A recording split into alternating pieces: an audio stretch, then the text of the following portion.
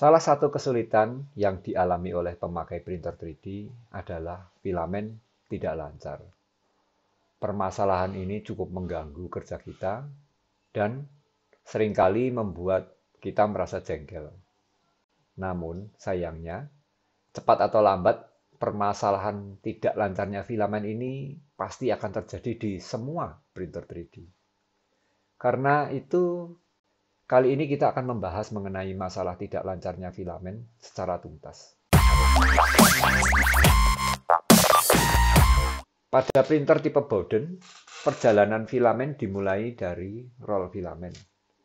Kemudian, dari roll ini, filamen masuk ke extruder. Ya, extruder seperti ini ya. Lalu ke pipa PTFE, kemudian masuk ke hot end. Hot end seperti ini. Nah, di hot end, filamen akan masuk ke throat, ya, throat ini. Nah, ini di hot end filamen akan masuk ke throat, kemudian ke nozzle. Nah, throat ini atau heat break, sering disebut heat break ya, ini didinginkan oleh heatsink yang sering disebut sebagai J-head. Pada tipe direct extruder, extrudernya ini nempel di hot end, sehingga motornya ikut bergerak. Jadi pipa PTFE-nya ini akan lebih pendek. Sebagian hot end juga tidak menggunakan throat. Untuk ini, PTFE-nya langsung kontak ke nozzle. Gini. Langsung kontak ke nozzle. Tanpa throat ya. Throat-nya ikut langsung di J-head-nya. Jadi sebenarnya tidak banyak part yang berperan di sini. Part-part itu adalah pertama, roll filamen. Yang kedua, extruder, kemudian selang PTFE, throat, nozzle, dan J-head. Karena itu, dari sisi mekanik, kita cukup memeriksa ke-6 part itu saja. Dari sisi software, kita harus periksa dua hal. Yang pertama, setting diameter filamen di slicer. Kadang di slicer masih disetting 2,85 atau 3 mili, tidak 1,75. Kalau masih di 2,85, maka filamennya akan berpori-pori, banyak pori-porinya gitu. Hasil printingnya jadi rapuh. Yang kedua adalah setting flow. Kadang setting flow-nya tidak pas, tidak 100%. Kalau setting flow-nya terlalu sedikit, filamennya akan rapuh. Kalau flow-nya terlalu besar, maka permukaan hasil cetakan kita akan jadi jelek, ya, tidak rata, belepotan begitu. Oke, sekarang kita akan coba bahas satu persatu mulai dari roll filamen. Mengenai roll filamen, ada dua hal yang harus kita perhatikan. Pertama, roll filamen tidak lancar bergerak. Biasanya kita membutuhkan seperti ini ya, holder seperti ini supaya filamennya lancar bergerak. Ada juga yang menggunakan roda ditaruh di bawah begini, kemudian bergerak di atas bearing gitu. Kalau filamen ini sekedar ditaruh di sebuah tempat, ditaruh di meja begini, maka printer menarik rollnya ini akan berat sekali. Nah, ini mengganggu karena kerja extruder jadi berat. Nah, kalau kerja extruder jadi berat, extrudernya bisa selip, bisa nggak kuat motornya. Yang kedua, kita menggunakan roll yang sangat berat. Kadang kita pakai roll yang 5 kilo. Nah, ini sulit sekali, ditarik berat gitu. Atau mungkin rekan-rekan sering mengalami ya, kalau kita masih pakai filamen yang masih baru, rollnya berat gini, printingnya kurang lancar. Tapi ketika filamennya tinggal sedikit, printingnya lebih lancar. Karena apa seperti itu? Karena kerja extrudernya lebih ringan di situ. Nah, itu permasalahan pertama, yaitu apa? Rollnya ringan atau berat ketika ditarik filamennya. Permasalahan yang kedua adalah filamennya bundet atau nyimpul di sini. Itu terjadi begini. Ketika filamen terbuka begini, kemudian Filamen ini suatu ketika dia nyilang masuk ke sini. Nah, jadi simpul. Ketika ditarik, nah ini ketika di printing, suatu ketika mungkin lancar, tapi suatu ketika akan berat. Karena dia membentuk simpul begitu di dalam. Oke, bentar. Nah, dia akan nyilang begini. Nah, cara mengatasinya bagaimana? Cara mengatasinya, ini kita tekan begini, kita tarik. Kalau udah kenceng gitu, terus dibuka gini ya. Orang Jawa bilang manteng gitu ya. Terus dilihat, oh nyilangnya di mana? Nyilangnya di sini. Kelihatan kan nyilangnya? Nah, yang nyilang ini kita kendorkan sedikit, terus kita buka semua, keluarkan begini. Nah, berarti ini di sini kan sudah lancar semua. Nah, yang ini kita bongkar, lalu kita roll lagi. Ya, ini yang mengenai roll filamen. Kelihatannya sepele, tapi kadang-kadang bikin pusing. Karena banyak teman-teman saya di sini, atau saya sendiri mengalami ketika eh, anak buah saya suruh printing ini gitu, dia bingung. Oh ini hasilnya nggak jelek, nggak bagus begini, begini, begini. Saya cek, ternyata problemnya cuma rollnya bundel. Gampang, tapi suka bikin pusing. Oke, kemudian kita masuk ke part yang nomor 2. Part nomor 2 itu adalah extruder. Extruder ini terdiri dari dua komponen penting, yaitu motor dan roda gigi. Kita saling melihat permasalahan ketika filamen tidak lancar ini dengan extrudernya bunyi cetak cetak cetak cetak gitu yang menandakan bahwa motornya tidak kuat berputar. Permasalahan lain adalah motornya kuat berputar, giginya berputar, tetapi filamennya tidak maju. Ini kita sebut selip. Kalau motornya nggak kuat bergerak, kemudian bunyi tek tek tek tek, itu kita sering sebut sebagai skip. Skipping sama selip. Begitu. Kalau terjadi skip atau selip, apakah pasti extrudernya yang rusak? Belum tentu. Extruder itu skip atau selip karena dorongan filamen itu berat. Akibatnya yang kelihatan itu extrudernya. Nah, namun bisa juga extruder ini menjadi sumber masalah. Itu terjadi ketika pertama motornya memang benar-benar sudah loyo. Itu bisa dari drivernya, arus dari drivernya kurang besar, atau bearing motornya sudah oblak. Kalau bearingnya motornya sudah oblak, maka motor ini diputar itu nggak lancar. Orang bilang jerendet, jerendet gitu. Kalau motornya sudah nggak lancar, gimana caranya? Bisa ganti motor, atau motornya dibuka diganti bearingnya.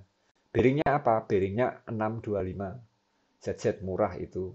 Beli yang mahal juga ada, tapi kalau yang mahal lebih mahal daripada motornya bearingnya. Nah, kalau motornya kok beres, drivernya beres, permasalahan yang sering ditemui lainnya adalah giginya dan as motor ini nggak kencang. Jadi as motornya muter tapi giginya nggak muter. Nah, caranya gimana betulkannya? Betulkannya kita cek ini apa pengencangnya di sini. Ini kan ada yang namanya jack screw di sini. Jack screw yang mengencangkan antara gigi dan as motor. Ini coba dikencangkan. Kemudian yang kedua adalah giginya sudah aus. Kalau giginya sudah aus, dia licin, filamen yang masuk ini nggak kegigit. Akhirnya apa? Selip-selip. Selip-selip seperti itu. Ada juga permasalahan yang lain yaitu setelan pernya tidak pas. Nah, per ini kalau terlalu kendor, ketika filamennya berat, dia akan selip. Nah, kalau kita kencangkan, terlalu kencang, maka motornya akan berat. Jadi, bikin skip, bikin bunyi cetak-cetak-cetak juga. Makanya ini harus di-set optimal. Optimalnya di mana? Ya, itu nanti setelah kita coba-coba akan kerasa sendiri di situ. Itu kemungkinan yang ada di extruder. Apa aja? Satu, arus driver kurang. 2, motornya sudah tidak lancar, bearingnya sudah mulai rusak. 3, jack screw-nya tidak kencang. 4, giginya sudah mulai tidak tajam, mulai licin. 5, pernya tidak pas. Jadi itu 5 permasalahan yang bisa terjadi di extruder. Kemudian selanjutnya kita masuk ke selang PTFE. Apakah PTFE ini bisa bikin masalah? Oh, bisa. Bagaimana PTFE itu bisa menjadi masalah? Ya, begini. PTFE ini diameter luarnya 4 mili, diameter dalamnya 2 mili. Kalau PTFE yang biru, yang ada juga yang diameter dalamnya 1,9 mili. Katanya untuk mengecilkan backlash. Gitu. Nah, cuman problem di PTFE ini adalah kadang PTFE-nya ini gepeng. Bagaimana gepengnya? Dia ketekuk gini. Dia sering ketekuk gitu. Kalau selang ketekuk ini lubangnya jadi gepeng. Nah, kalau lubangnya gepeng, filamennya kecepit. Nah, begitu filamennya kecepit, didorong seberat. Nah, kalau ini sudah gepeng nggak bisa diperbaiki, ya PTFE-nya harus diganti. Tidak ada cara lain. Gitu. Permasalahan lain di PTFE adalah PTFE-nya kendor. Dia kurang masuk ke jihad. Atau kurang masuk di sini. Dia nggak mentok masuknya. Terutama pada tipe jihad yang PTFE-nya nyambung ke nozzle. Kalau dia sampai nggak mentok ke nozzle, itu problemnya cukup bikin pusing. Gimana problemnya? Problemnya kalau dingin lancar, begitu panas rewel. Kenapa bisa begitu? Karena karena nozzle-nya ini setelah lama-lama panas, filamennya ini bleber atau ceritanya apa?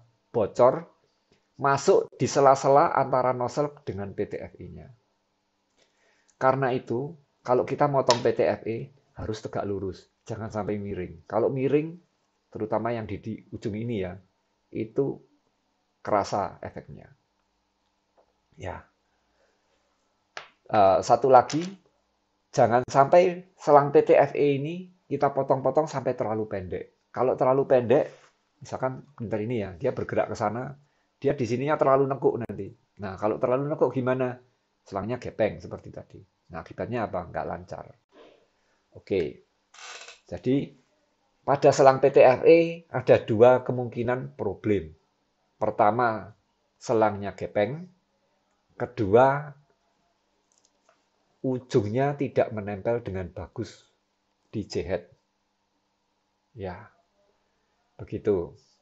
Kemudian kita masuk ke part selanjutnya, yaitu truth. Nah, truth ini ada 2 macam.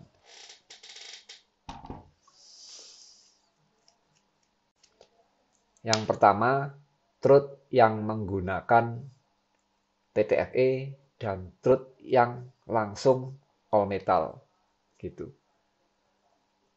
Bedanya apa? Kalau yang all metal dia lebih tahan pada suhu tinggi.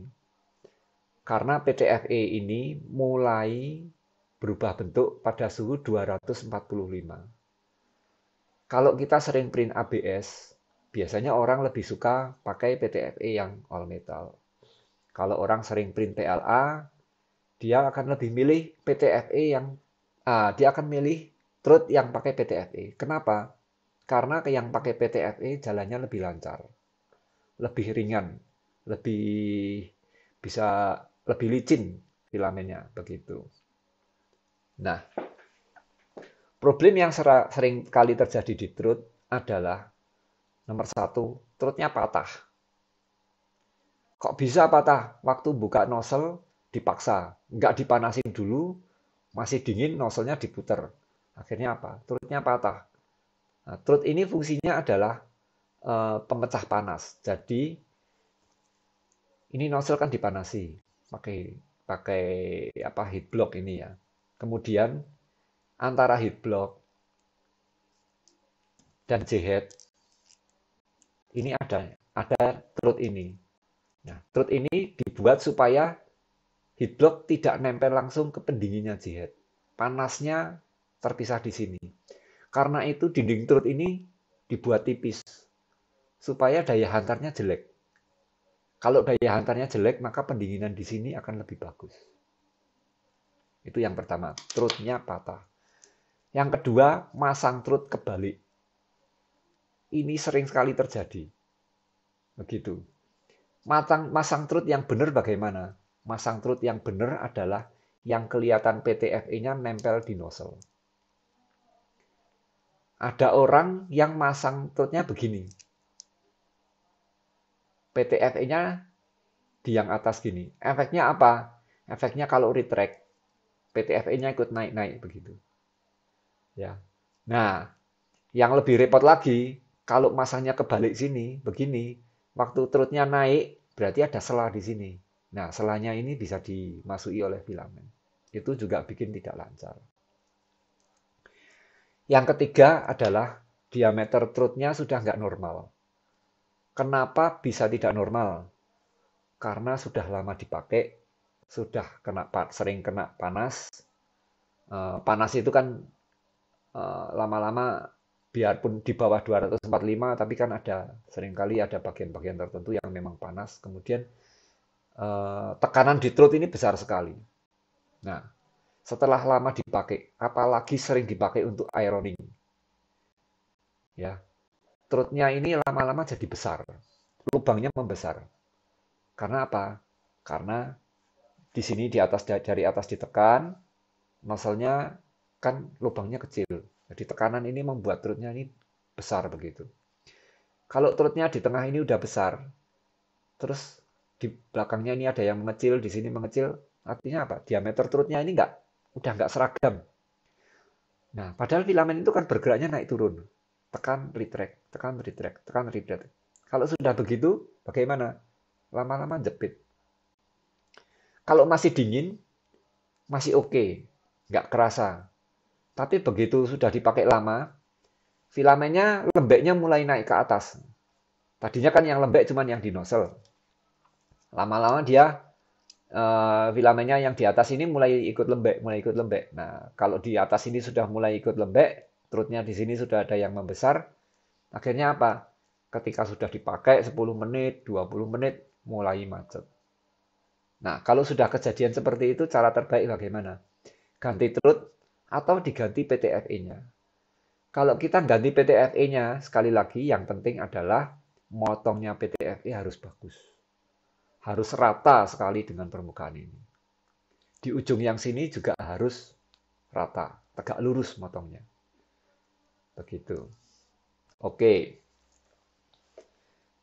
Permasalahan yang lain adalah karena PTFE-nya ini nempel di nozzle, daerah yang panas, ini depannya lama-lama gosong.